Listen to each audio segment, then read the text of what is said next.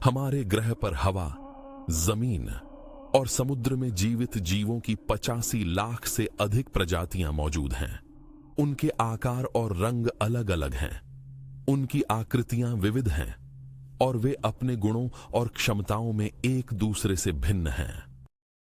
अनंत आसमान और इस विशाल ब्रह्मांड को देखें तो पता चलेगा कि खरबों ग्रहों के बीच हमारी पृथ्वी बस एक छोटा सा हिस्सा है। अन्य ग्रहों के सामने यह सचमुच बहुत छोटी है।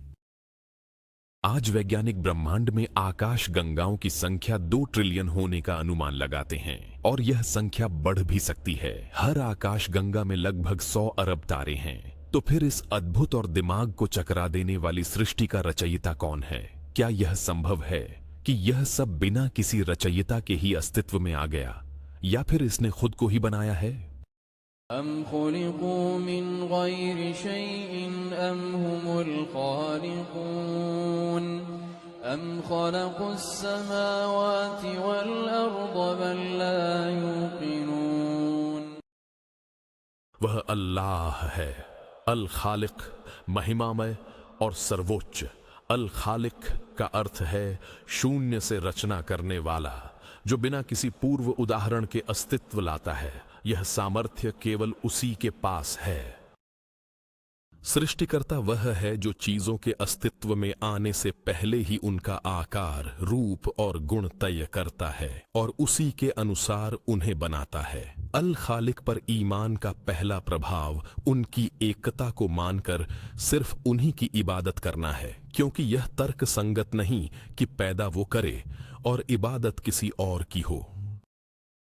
सृष्टिकर्ता के नाम पर विश्वास करने का एक परिणाम यह है कि हम ईश्वर की अन्य विशेषताओं जैसे कि जीवन, शक्ति, ज्ञान, विवेक और इच्छा शक्ति पर भी विश्वास करते हैं, क्योंकि इन विशेषताओं के बिना इस महान, अत्यंत सटीक और सुंदर ब्रह्मांड का निर्माण संभव नहीं है।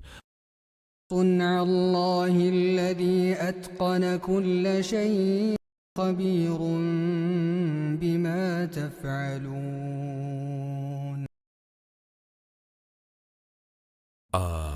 अल खालिक, सृष्टिकर्ता।